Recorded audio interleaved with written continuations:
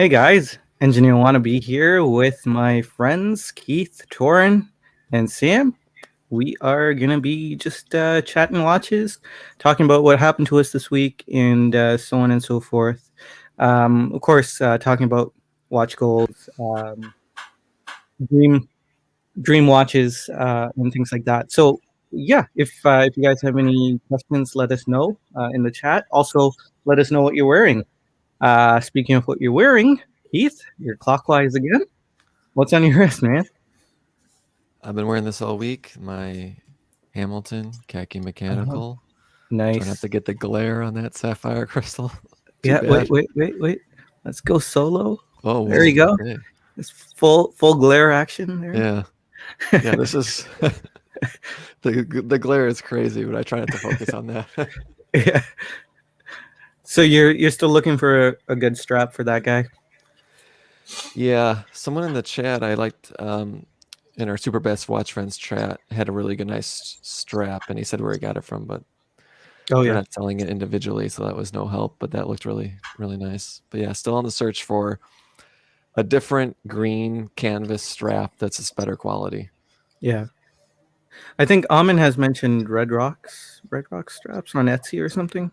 Okay, I've never actually looked them up, but Amin highly recommends them. So okay, yeah.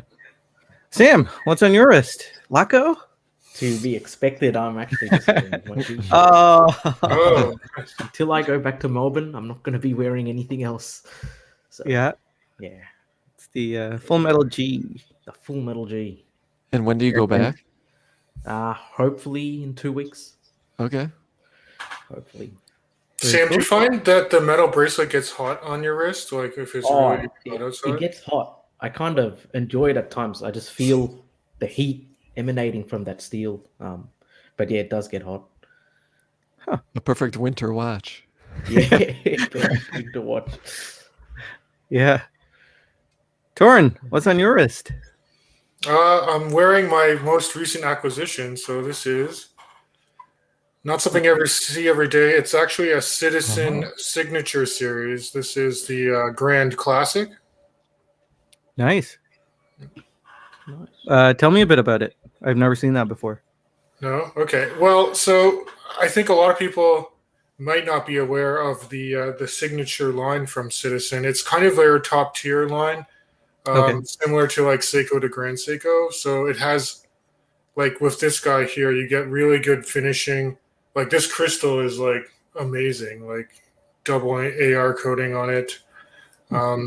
It does use the Citizen Miyota-based movement, but it's highly decorated. And every time I see one, I've owned a few. Every time I see one that's a reasonable price, I pick it up because I just find it's really good value for money. Very cool.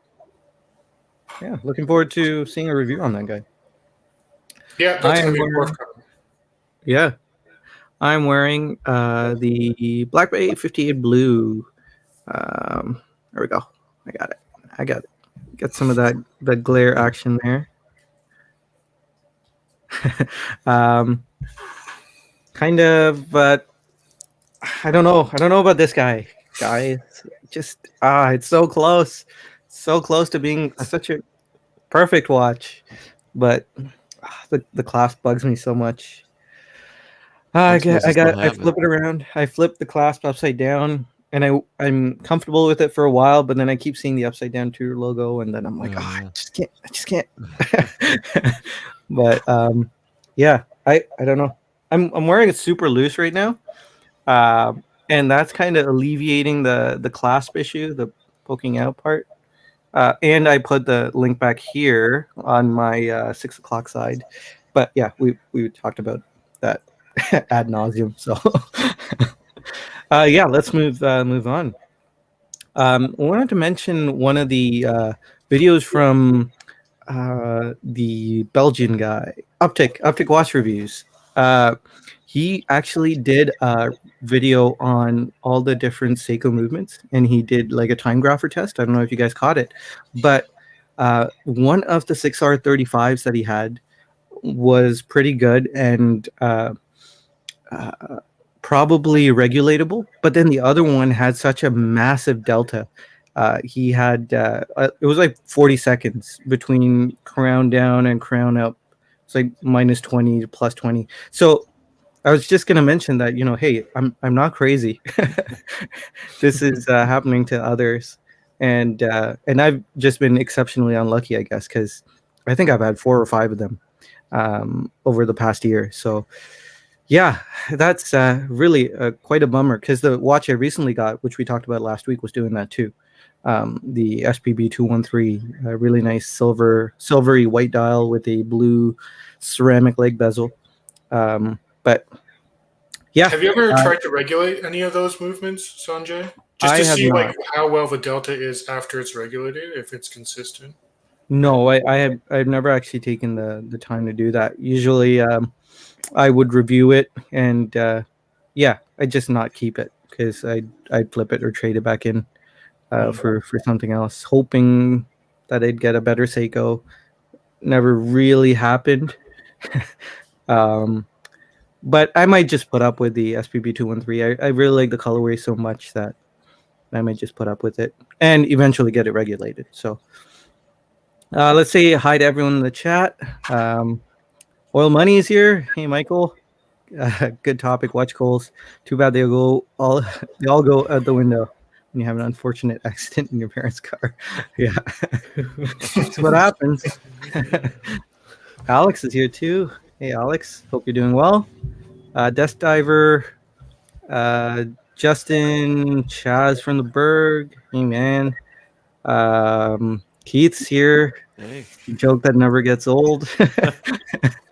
It's probably getting old now. To everyone but us. Nate, how's it going?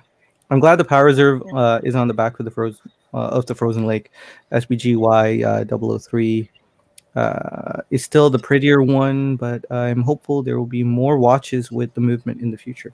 I think there will be. I think the Frozen Lake is like the first step, right? Because it's a regular production model, and we'll get to that.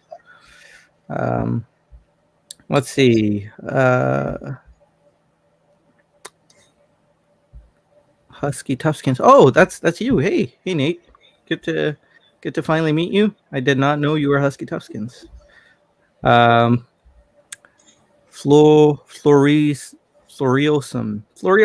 Good to see you. Thanks for joining us, man. Jason, Clandestine Luxury. Check out his YouTube channel. Good to see you, sir.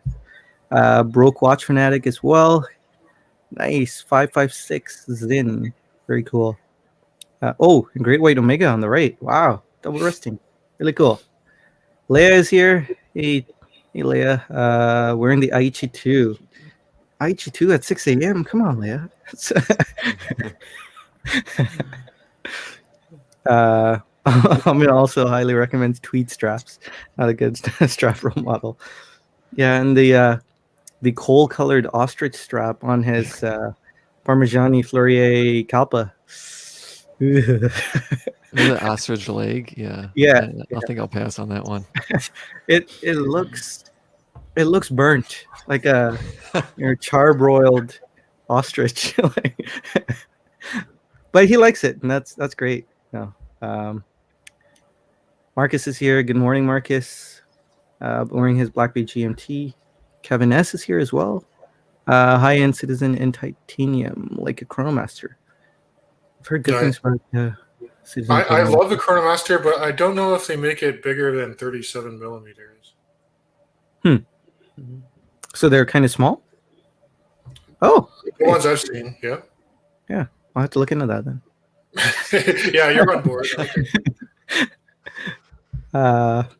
It's one fender bender away from being flipped. Hey, I don't know where I got this this raging irresponsible fella reputation, but that's not me. It was one time. Yeah. Chaz is wearing his Seiko SRPB 07J1. Is that a turtle? Not sure. But really cool. Picked up 2 Astrons. No way, you picked up another one? That's cool. Kevin picked up another Astron. He had the Nebula Purple. Really cool Astrons. Really, really nice. I'm not sure what the second one is, but Okay, Death Diver is wearing the Speedmaster Broad Arrow. Floriosum is wearing. Oh, he's just saying the edifice looks interesting. Underteam Watch Collector is here as well. Thanks for joining us, man. Ephraim, Chama, good to see you. Thanks for joining us, man. I recognize you from the chat, the Slack chat, AB Slack chat. Mm-hmm. Kiro's here. Hey, man, good to see you. Let's see if we can go through this quick. Oil Money says Tudor and Grand Seiko setting the bar high for display casebacks. Long a better watch out. I don't know about that. Ostrich is best medium rare. Yep. Like you gotta have a pinkish tone to it, right? I don't know. All right. Took off his Frogman for the Chub Mariner. Cool. Oh, new white silver dial, 140 year anniversary LE with blue ceramic bezel. That sounds interesting. Man, the Astrons are so underrated. It's really, really cool that you have two now. All right, guys. So, do you guys have any news that you want to talk about? I know, Toran, you mentioned you got 3 watches this week. I don't know if you want to share or if you want to hold off. Yeah, I can share, I suppose. I guess my collection's kind of been shaken up a little. I mean, I did acquire the Omega Aquaterra quite recently, and I just put out a review yesterday, which I highly recommend you guys check out. Yes, you should. But that one displaced my Tudor Black Bay 58, so I kind of swapped it out and got the 41 millimeter Aquaterra. I recently, just yesterday night, I picked up the Citizen Signature, and then I also picked up Longines very high precision Quartz Conquest, which is kind of a cool watch, and that replaced the Longines Spirit, which I had. So cool. Yeah, bit of a shake-up. Yeah, that's yeah. I know some people have said they don't know what's in my collection anymore. I don't know what's in your collection anymore, other than those 3 watches. And for now, the Grand Seiko Titanium Diver and the Aquaterra. Yeah, Toran, how long do watches stay in your collection? Like the Aquaterra, you seem to like. Do you expect to keep that for a long time or not really? Yeah, honestly, there's only been about 3 or 4 watches that I think have stayed for more than a year or so. Okay. And like, there's a running joke on my channel that like every time I do a state of the watch collection, it's kind of different. It almost defeats the purpose of doing one. But yeah, I think I like the Aquaterra. I think it's going to stay in the collection for a while. I mean, my Grand Seiko SPGN 003 I'm going to hang on to for a while. My Rolex Explorer I'm going to hang on to. My Seiko Sarb I'm going to hang on to. Yeah. Yeah. Cool. I also got a Helios C4 coming in. It's right now, it's through Canada Post, so I got to wait for it. So would that be the one with the timing bezel or with the... Yeah, it's the blue dial timing bezel. And to me, it's kind of like, it'll be interesting to compare it to how well the Tudor Black Bay 58 holds up, because similar dimensions. Yeah. It's a 39 millimeter diver. But the clasp is amazing, Sanjay. Yeah, I remember from Jody's watch review. I don't know, that gap, though, at the end might bug me a bit. It seemed like a pretty big gap on the 6 o'clock side. Yeah, there was a bit of a gap for the clasp, but I mean, I feel like the comfort's going to outweigh that. Plus, I have a larger wrist, so I don't know how much of it's going to bother me. I guess it depends where the clasp ends up, if it's going to like catch things or not. Yeah. For me, I've hear a bit of an echo. Okay. Maybe I'll turn down the gain on my new microphone, my cool LED gamer microphone here. Stepping up my game. But Yeah, so for me, I think last week in Watch Soup, I mentioned how the Rolex Yachtmaster, the fact that there exists a 37 millimeter option was super, tempting, super enticing.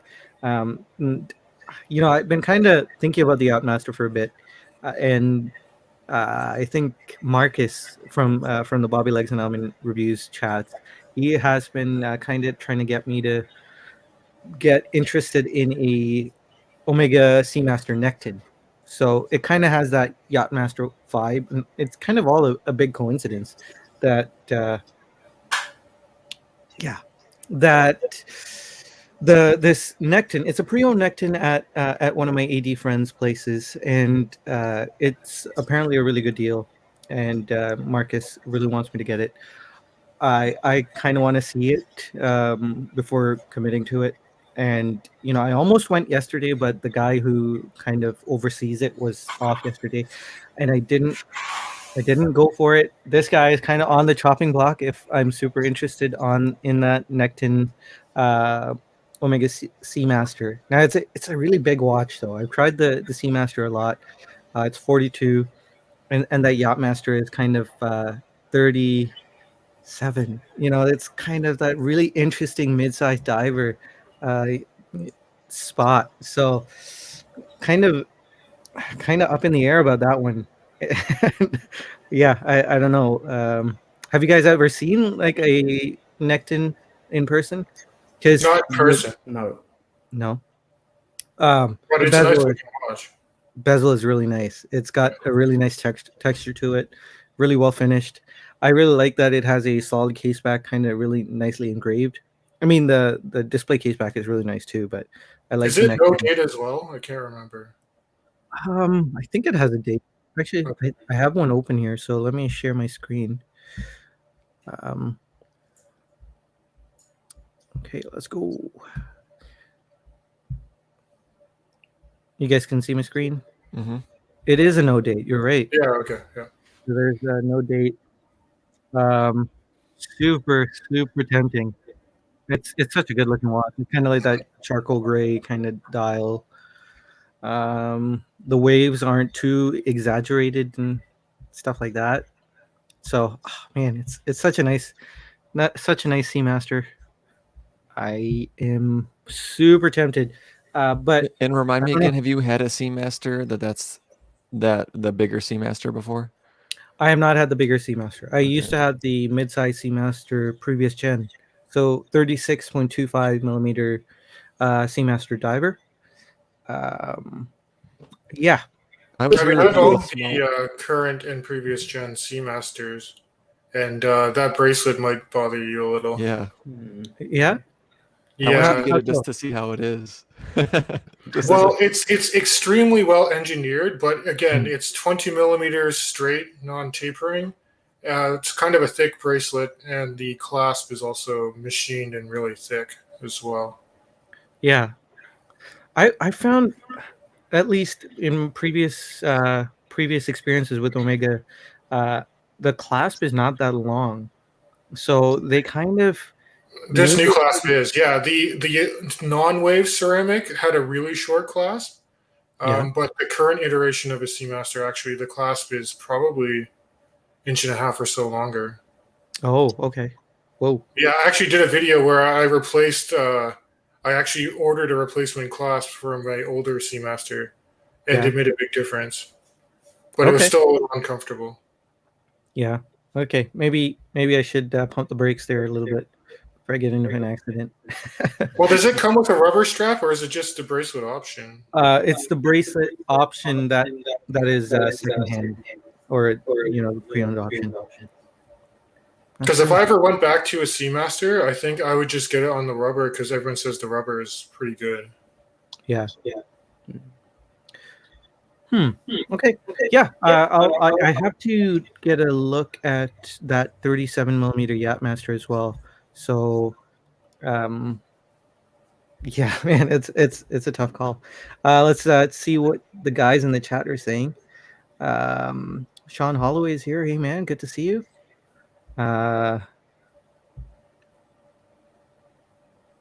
Okay. I knew I should have read that first. I was waiting for that one. Chaz says that new mic has a sweet dial. Red is the hot color right now. You know what? It lights up too. So when I want to mute myself, it. How cool is that? Bruce, hey, good to see you, man. Thanks for joining us. I really appreciate it. Luke is here as well. Bobby, hey Bobby, good to see you. Hope you're having a good time at work, as good a time as possible, I hope. He says, don't let Marcus enable me. Yeah, I know. Marcus loves to spend other people's money, I've been told. First generation Alcantara is perfect in choosing sizes with 36 millimeters and 39.5, 42. Oh, interesting. I think he had some choice words for my recent review of the AT. Oh, really? What was he saying?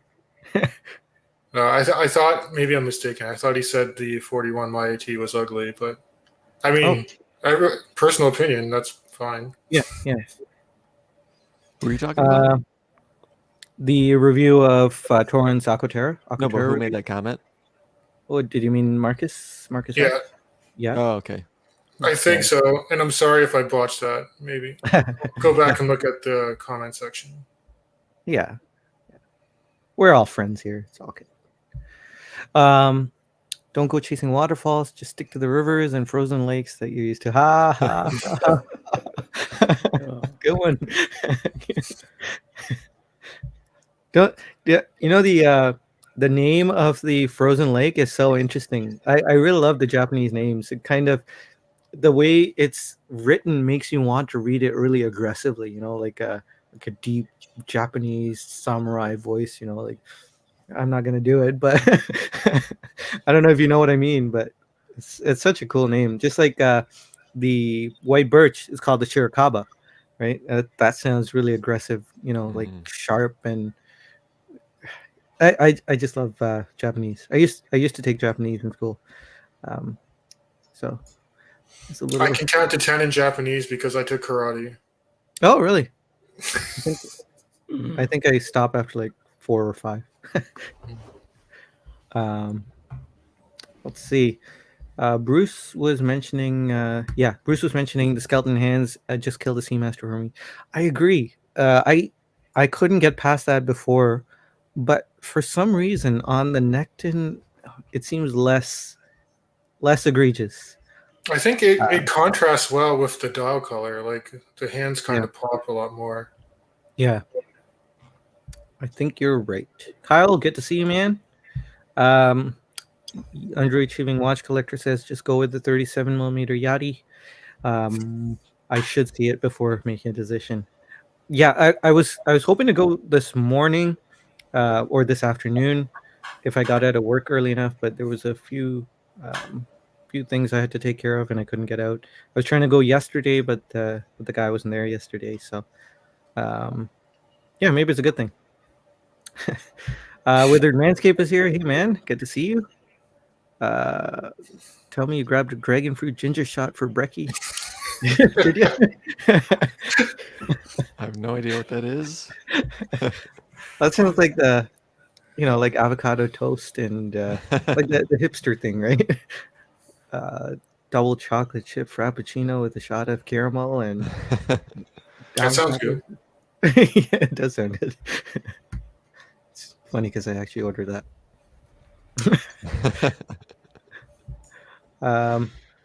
Bob is working tonight with their Manscaped, unfortunately. Just in EDC, good to see you as well. All right, so let's move on.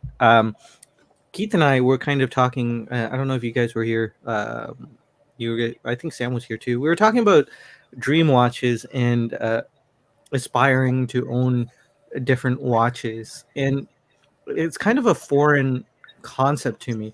I guess I was kind of brought up trying to, basically trying to really appreciate what you have and what you can get, never dreaming too big. I know that sounds kind of depressing, but being happy where you are.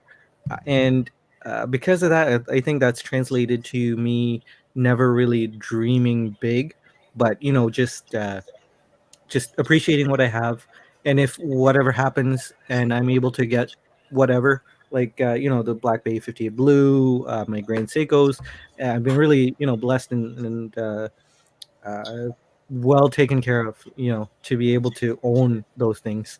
Um, and because of that, I've never really aspired to. People always ask me, what is your grail watch? And to me, it's kind of an arbitrary answer. I always say, I think I even asked you this, Toran, in your live stream. Well, what money, no object, what watch would you buy?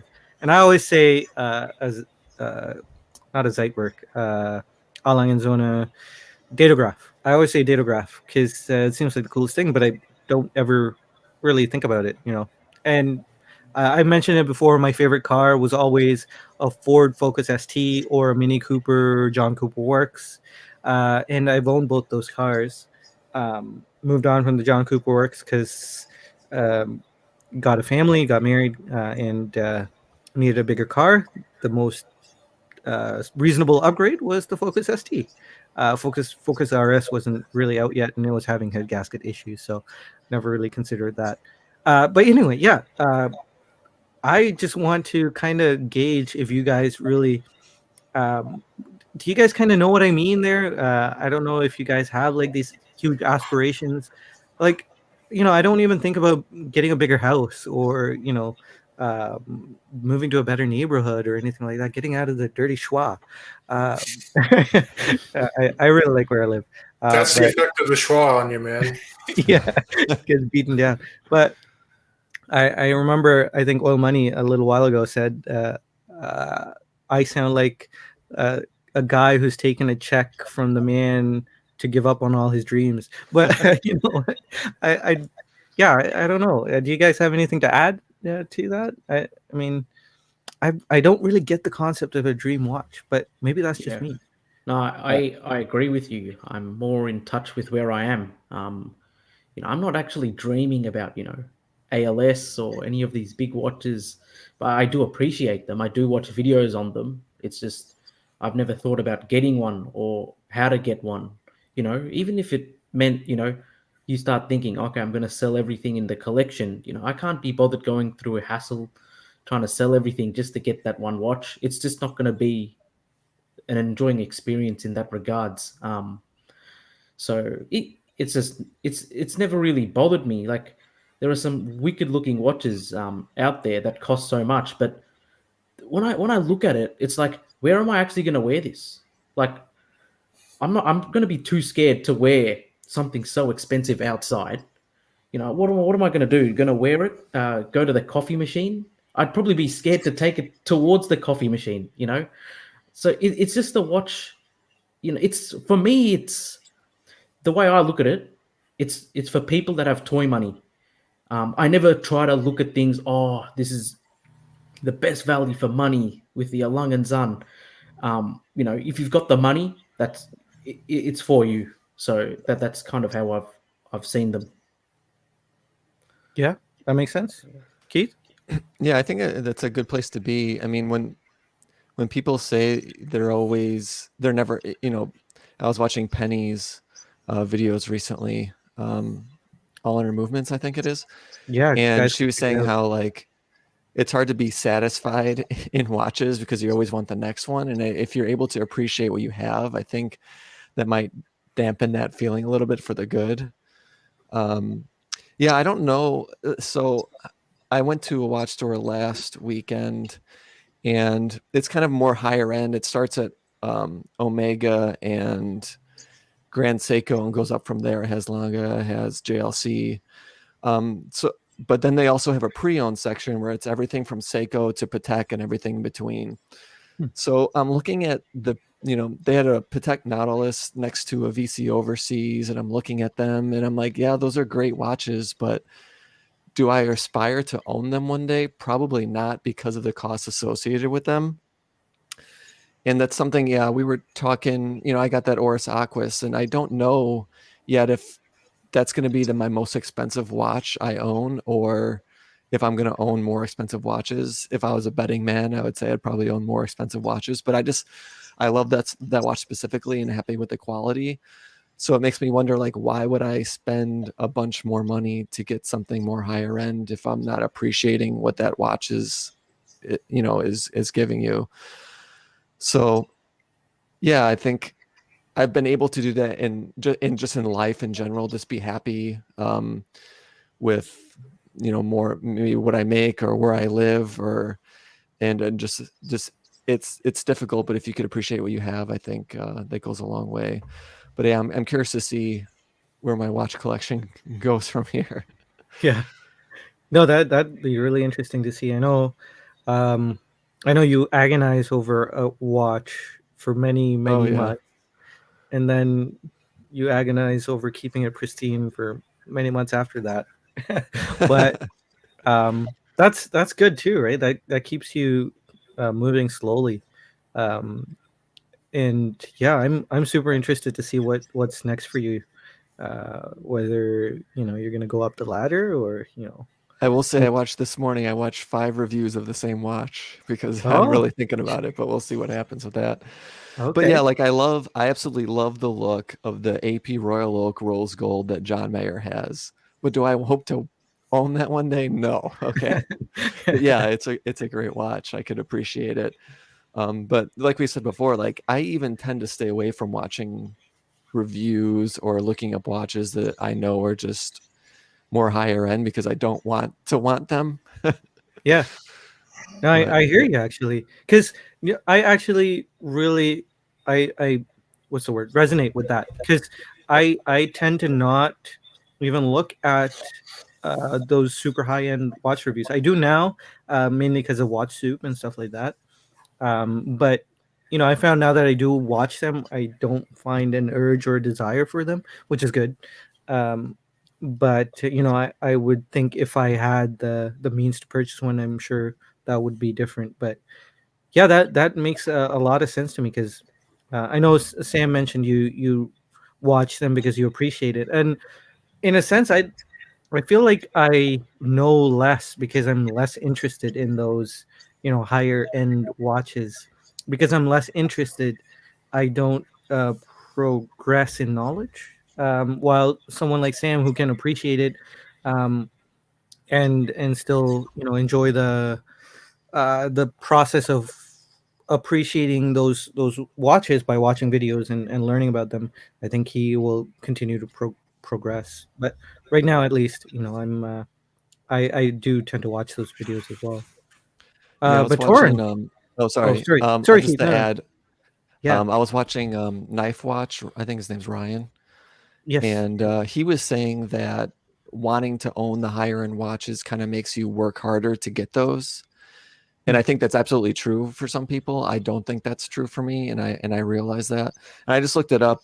I saw a quote. I think I put a quote. I think it was in Watch Soup, or I can't remember what it was, but our desires often lead to our misery, and I think that's definitely true with me.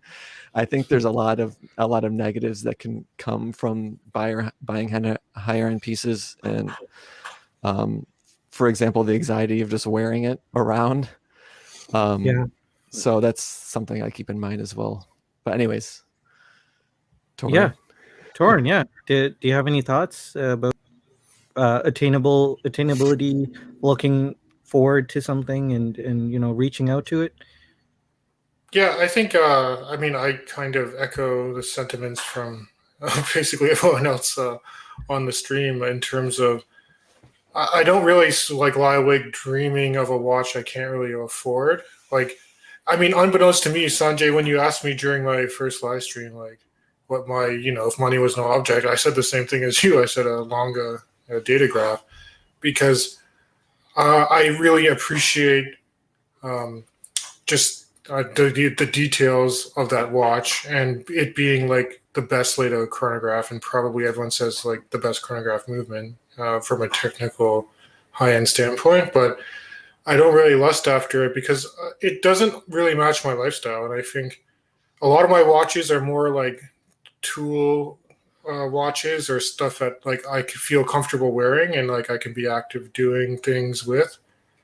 So And also, I also know from my personal experience, like a lot of watches don't really stay in my collection that long. So there's never going to be just the one watch I think that's going to, like, the dream watch that if I obtain it somehow, it's going to satisfy my craving. Because for me, it's more about the experience than of owning different watches and trying them out and then kind of moving them on. And then the reason I have my YouTube channel is just kind of to chronicle that journey for me, to look back. And also, I mean, to disseminate any information I kind of get from that watch to any potential viewers. But for me, yeah, I really don't feel like there's one dream watch out there. And as even Sam mentioned, like, we're just working from home or being a little more restrictive, like, I think it would make more sense if my lifestyle reflected being, I guess, more social or being in more of a corporate environment or something. But for me, I've worked from home for the past 5 years. And it made more sense. Like, I wish I had the watches I had now, like 5 years ago when I worked downtown, like in a corporate, like business casual setting. It would make a lot more sense. Like I'd be wearing that Rolex and kind of impressing some of the CEOs and stuff. But now I'm just wearing it around the house in my pajamas. It's funny you say that. As someone who works in a corporate environment, yeah. I feel like I want to wear my least expensive watches there and save the nicer ones when I'm out doing whatever, not at work. Because I don't know. I like what I do, but I don't want work associated with my nice watches for some reason. I don't know why that is. I always have separate like wardrobes for work, no matter, even if past jobs though, like my casual dress has been the same as work. I still like separate out the two. I don't know why that is. But right, yeah, I guess you probably wouldn't want to get a call from work when you're off or something like that, because you want to completely dissociate, right, from work. Right. Yeah, I kind of get that.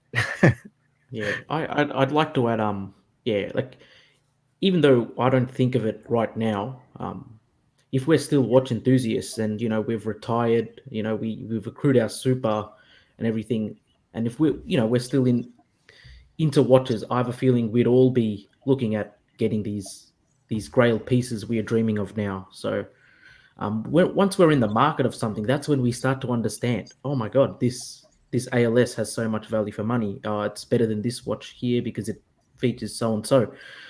That's something we are not, in the process right now. We're probably looking at what we can achieve at this moment of time. So, the future will tell. Especially because when you finally get that dream watch, you're still gonna want more. You'll still be in the same spot that you are now. It's not gonna solve anything. I mean, yes, you can appreciate it. But I don't think any of us are, like Toran was saying, gonna buy that one watch and then be done. It's impossible. Well, Bobby Legs actually just got his dream watch, and he was, the day after, he was already thinking of the next purchase. Right, he just got his Kadoka 2 salmon dial, beautiful watch, and yeah, he mentioned it that Sunday he was already thinking of what's next.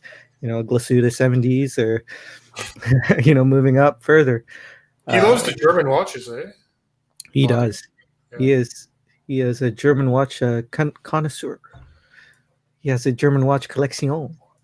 Yeah, I noticed most of his stuff is like Zen or like yeah. Yeah. Well, we were talking about, sorry, this is the last thing I'll say, but we were talking about Jeff McMahon, and you mentioned him on Watch Soup. I think it was one that Bobby picked, and I was like, he's like fighting for me. Like he tried this Tudor, and he tried the Omega, and he compared it to his Seikos, and he's like, that made me appreciate my Seikos more. I'm getting 80% of the watch for a quarter or a fifth of the price. And then he went completely back on it, like the next video later. Saying, yeah, he could tell when you're really into something. It makes you want the best version of that. I'm like, come on, Jeff. Yeah. First of all, I'm jealous of his Seikos because I really like two of his. He has like 2 MM200s, a 44 millimeter and a 42. And there's just I just think they're going to be too big for my wrist. I wish I could, especially the 44, but I really like both of them. I wish Seiko would just decrease the size. I mean, they have the 40 millimeters, but more than just that one. that you have, Sanjay, the 62 Moss reissue style. But anyway. those MM200s wear surprisingly well.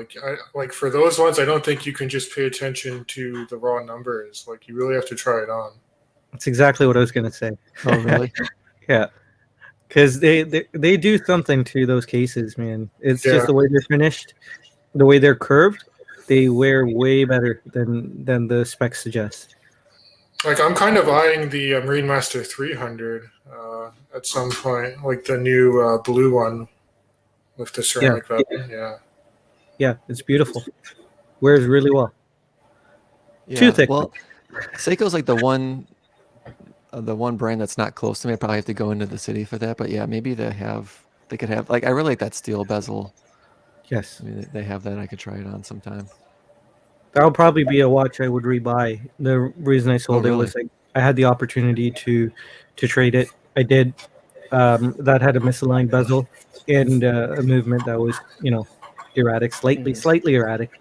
But I sorry? got a question. Regarding the movements. One of the reasons why we don't consider some of these Seikos is because of the 6R35. Have we seen a diver from Seiko with the 6L movement? No, we don't. We haven't. Not that I know of, at least.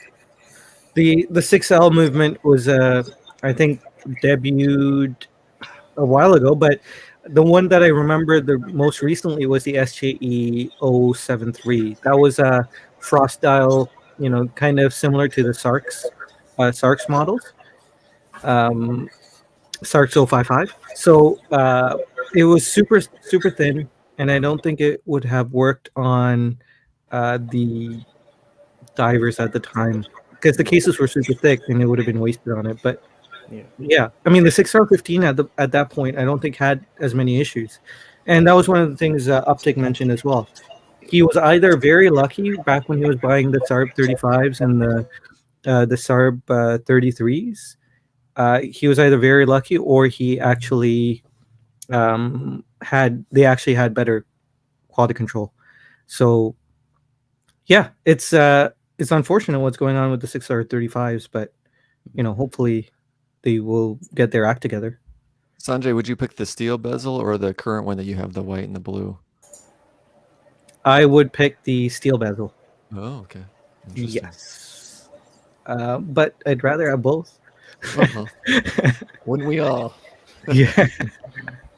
Let's jump into the chat. Chaz was saying contentment is a good thing.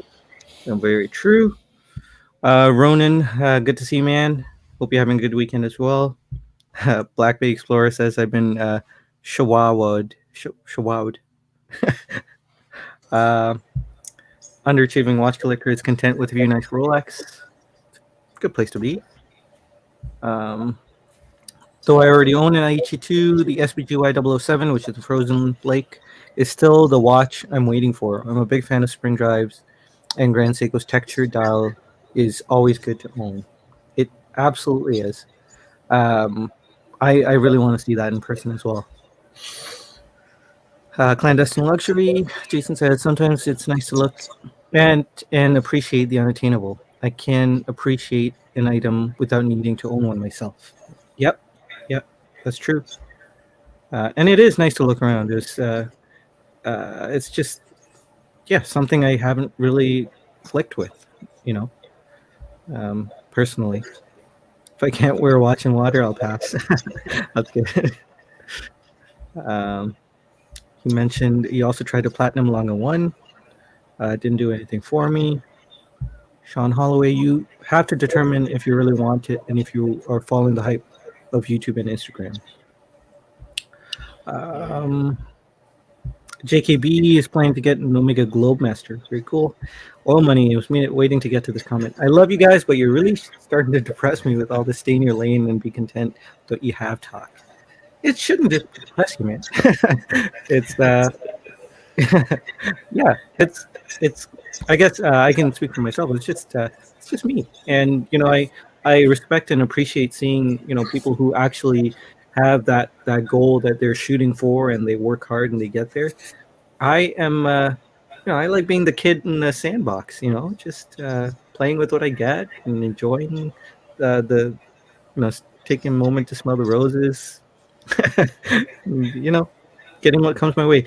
The one time though, I gotta say, the one time I really was desiring and really, aiming to get something was when I was super content with Seikos, and then I learned about spring drive.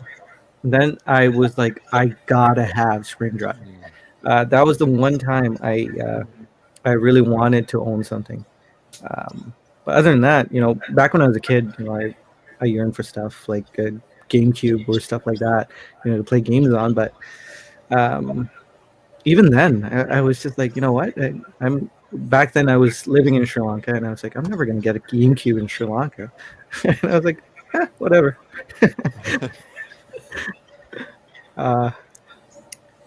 Underachieving watch collector. I'm thankful for not liking chronographs and dress watches. The nice ones are expensive. They really are. Well, money, good strategy, Keith. You keep wearing those Seikos to try and convince your boss you aren't making enough of a quarterly bonus. Yeah, I think a lot of people do that. It's possible the reviews I was watching was for Seiko. Yeah, very possible. Huh. Playing that game, huh, Keith? Not for that reason, but give a man everything he wants, and at that moment, everything will not be everything. Emmanuel Kant. Huh. Wow, profound. Never took philosophy, so. Master 200 is a great watch. Seiko always wear smaller than their stated size. They really do. Kevin's Astrons are a prime example of that, actually. I also owned a tuner for a while, and that really surprised me because the case diameter for that is 48 millimeters, but it wears like a 42 millimeter watch. Lugless watch. That's just it. The watch was so short. Yep. Very cool. Sanjay, have you ever owned the SPGA 285 or 283? Are those the 39 millimeter Seiko, Grand Seiko spring drives? SPGA 285. Is that the champagne and black dial? Yeah. Yeah, they are. Okay. I've never owned one. I got close to purchasing one. I was about to settle.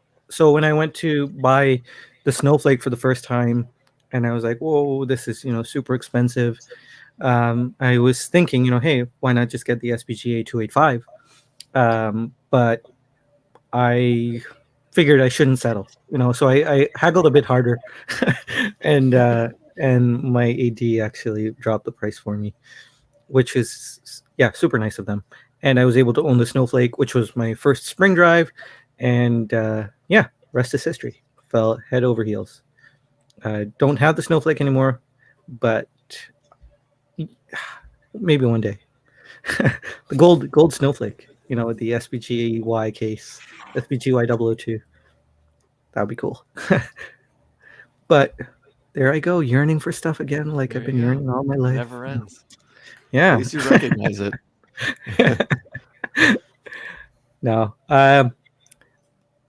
So moving on, let's talk about the frozen lake. Unless if you guys have anything to add to what we were talking about, but we can go ahead. I would just like to say, it's almost, I envy the people that can actually save up for like a grail piece and have that discipline, because even recently, I just mentioned I've had so many watches enter the collection, even some as like a day or two apart. It really does diminish the experience of just getting the one watch, because then all of a sudden you got a second watch right away. And maybe if I controlled myself a little more, I'd enjoy the watches for a longer period of time. I totally get that, because I actually go through that as well, because I'm always thinking about, in the back of my mind, the YouTube channel is there. So I'm thinking, hey, if I get two, I'll enjoy one, and then I'll get to enjoy the other one, and I'll get to review both. Why wait? And yeah, that really messes with the enjoyment of each watch. Like when I got this guy, I got it with the Grand Seiko SPGV 238, and that really, because I was wearing the SPGV 238, but in the back of my mind I was like, I really want to wear that Tudor and see what that's like, but I just got the SPGV 238. So yeah, it really dampened the appreciation, and it does. So yeah, maybe the answer is to quit YouTube. For me at least.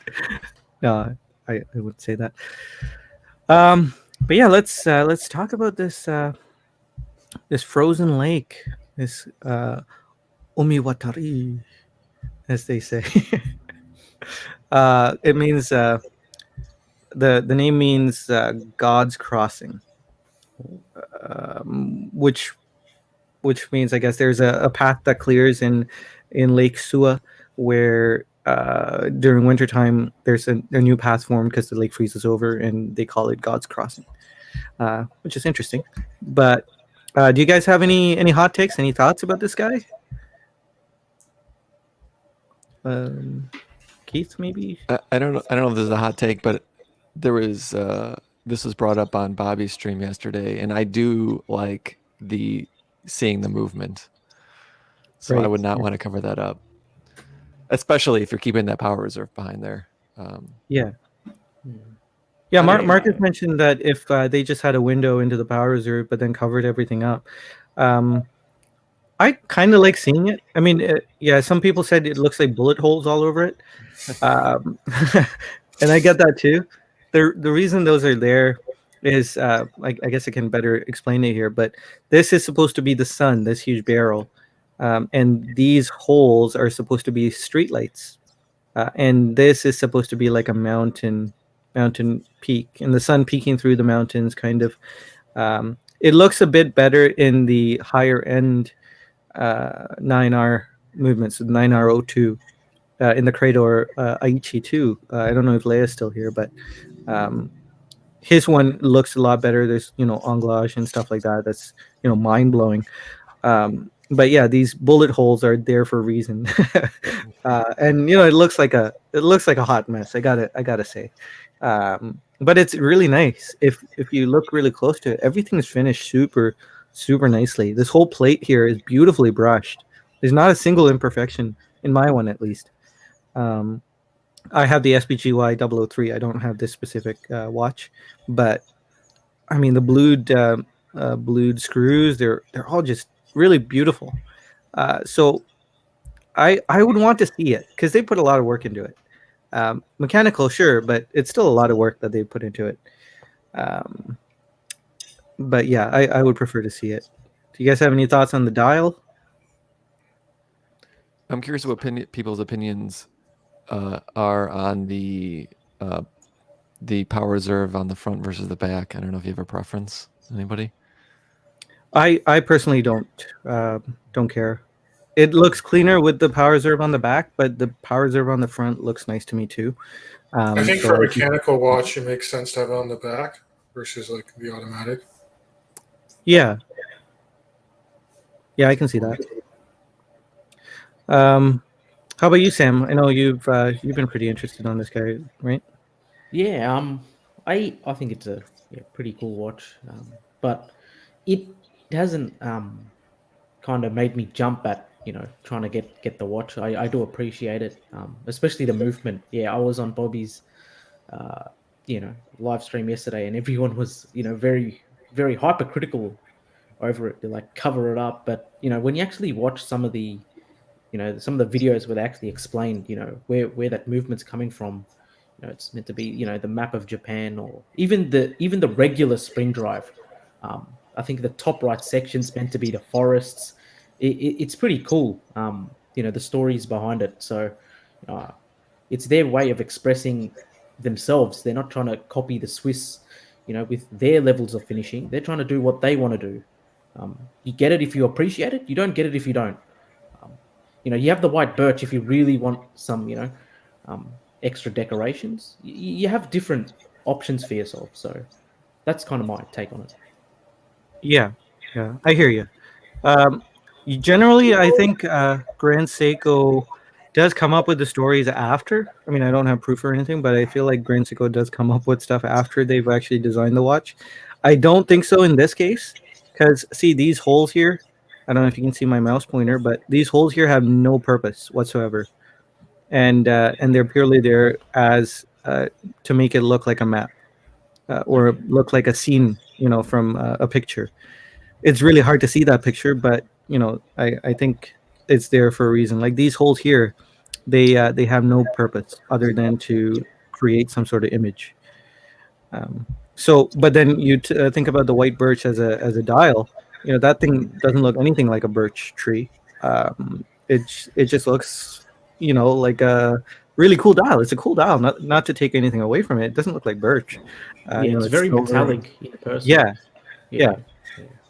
So see, in that case, I think Grand Seiko completely came up with that after they found this style. They were happy with this look. It's like, what are we gonna put it next to? And the SVGH 269. That's the autumn high beat. I think that one. It has beautiful striations on the dial, kind of like an Aquaterra. It's got this holographic look, and it's wooden. And they talk about the leaves and special Japanese wooden floors and stuff like that. And it's like, sure, a little bit of a stretch again. But yeah, in this case though, with that movement, I think they were really trying to make it look like a picture. And I appreciate that. Toran, any thoughts on the frozen lake? I haven't actually read up on it too much, to be honest, but I do like the movement. I like that they are showcasing it. I do like that there's a power reserve on the back. And in the past, I've seen some Grand Seikos, and Sanjay, you'd probably know the models more, where, they would just put a stamping of the lion, obstructing the case back. And I'm glad they didn't go that way. Yeah, a lot of their special editions, they tend to do that. The spring, the Four Seasons collection all have that sticker on the back. The Godzilla has a sticker on the back. So yeah, all the special editions seem to have that.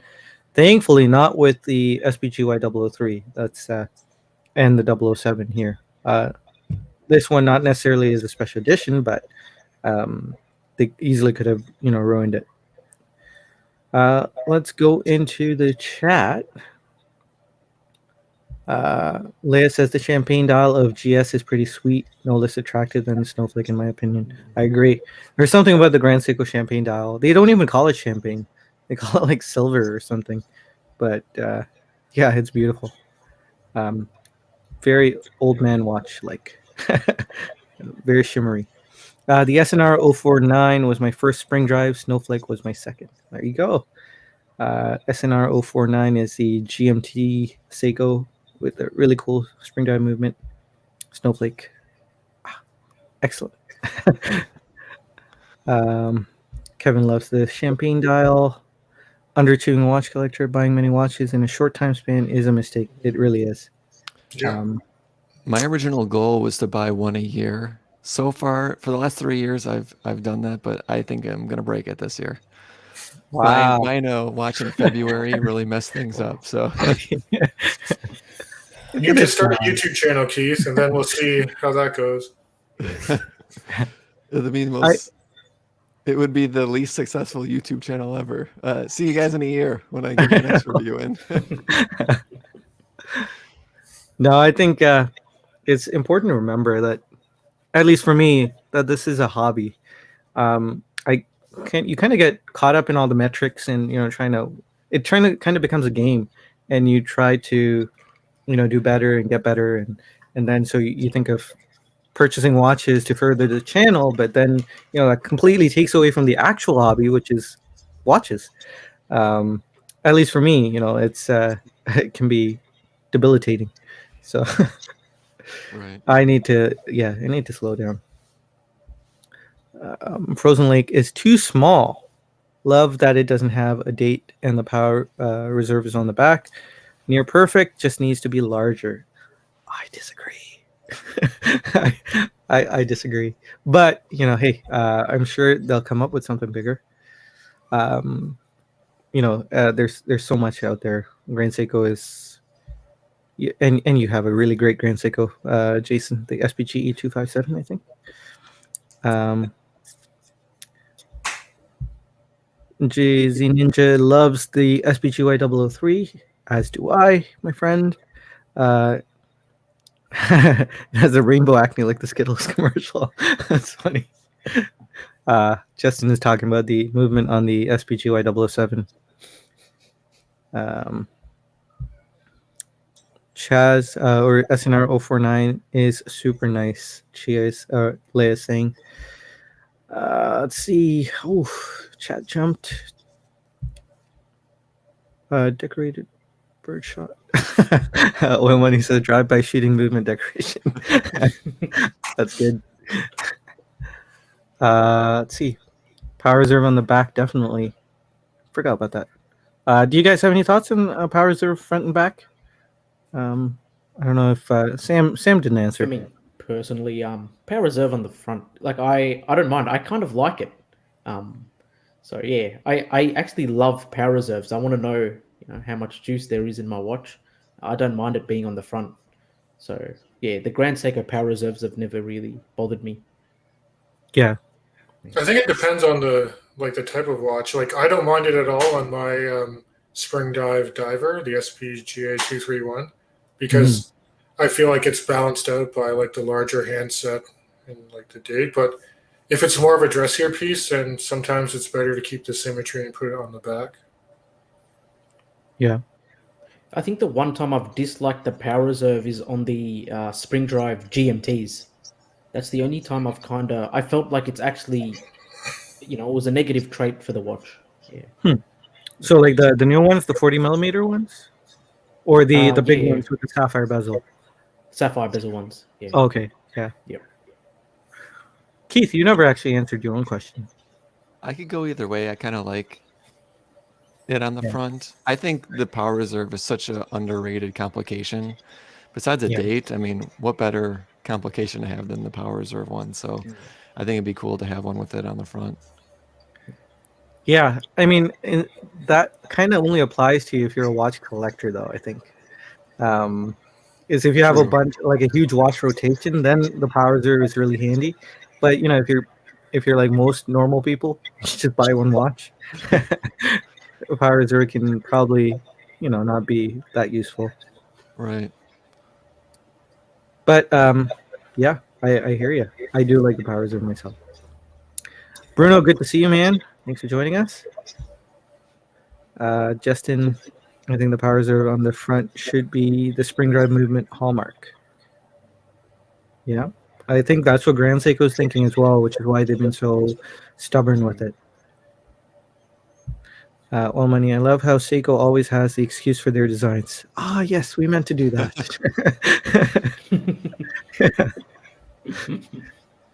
Yeah, they kind of have an Apple mentality, right?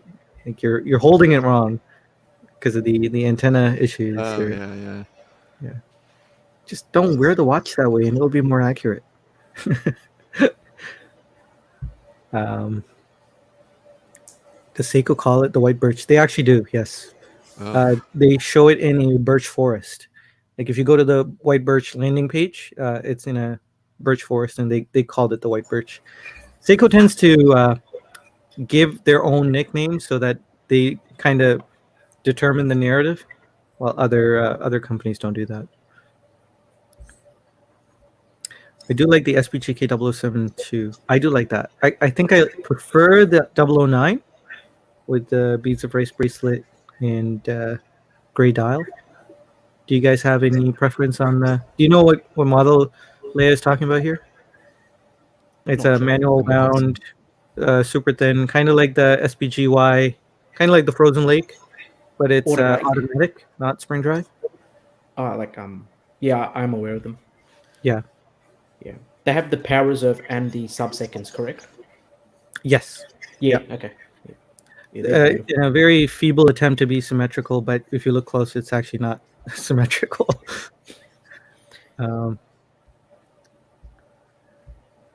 Underachieving Watch Collector says, I have the perfect wrist for vintage. I do. I also have the perfect wrist for Seiko ladies watches. I'm really loving the 34 mil Seiko ladies watches. They have a beautiful gray dial cocktail time. I actually bought a red dial cocktail time, 34 mil, and it looks like it looks like a beautiful vintage watch, and it's modern. Yeah, I'm loving I have been on a recent spree with those 34 mil models. Not ashamed to say it. Keith, you got to get one of those. Yeah. Let's see. Peter's here as well. Good to see you, Peter. That's quite all right. Wolfgang's here too. Hey, Wolfgang. Really, really enjoy seeing you on Almonds and Bobby's streams. You gotta make that happen more often. You're like an accelerant to the flame. You know, it just makes it that much better. Six Killer is here too. Good to see you, sir. Ajay is here. Hey man, good to see you. The bezel of the 37 Yachty looks very small. You're probably good with the 40. I may be, but I did have the 36 mil Omega Seamaster, and I was fine with it. I think it looked great. So I might actually slide right into the 37. Bobby's saying, "Say no to the Nekton." Wolfgang says, "Nice Black Bay 50 blue." Just messing with the host. Okay, I get it. All right, guys. Well, I think we're running out of time. So, do you guys have anything to plug? Let's start counterclockwise. Toran. Yeah, I mean, I would recommend, if anyone's interested, checking out my latest review of the Omega Aquaterra 41. Just dropped yesterday. And also, later this month, my hope is to have a live stream with the owner and founder of Zenea Watches. He's based in Toronto, but they make Swiss-made dive watches, and they're going to be releasing a kind of cool watch campaign on July 1st, which is Canada Day. So I'll have more details on that later. Yeah, I actually saw Zenea watches with. I was actually visiting Bobby from Time to Go Traveling Timepieces. He actually lived close to me, so he had like the full gamut of Zenea watches, and they're actually pretty cool. Really, really good value for the money. Yeah, I reviewed one of their Eula divers. I know Bob reviewed like all of them because he's actually really close to the owner. Oh, okay. Yeah, he knows. Very cool. Jason quite well. Yeah. Sam, I know Sam's going to be joining us for Watch Soup this Sunday. Yes, I will be, in Watch Soup. But apart from that, not much to add. I'm not creating any content unless I do make a purchase. Maybe it happens, and I'll do an unboxing video. Yeah, we're eagerly awaiting to see where you're gonna land. So many thoughts. Don't know where you're gonna hit, but Keith is looking to buy. Sam is looking to buy. I've been influenced to get a Nekton when everyone else is telling me to get a Yachtmaster 37. What's the video picks for Watch Soup this week? Do you know what they are yet? Yeah. Sam picked Sam picked two. I think we were going to talk about the petroleum blue. What's it called? The Big Eye Navigation Big Eye, and the Hanhart video from Watchfinder. We were going to also talk about Teddy's video with Mitchell Schwartz, NFL. Mitchell Schwartz, yeah. Oh, right. Yeah, the watch building thing again. And we got to talk about Ben's video. I knew you were going to say that.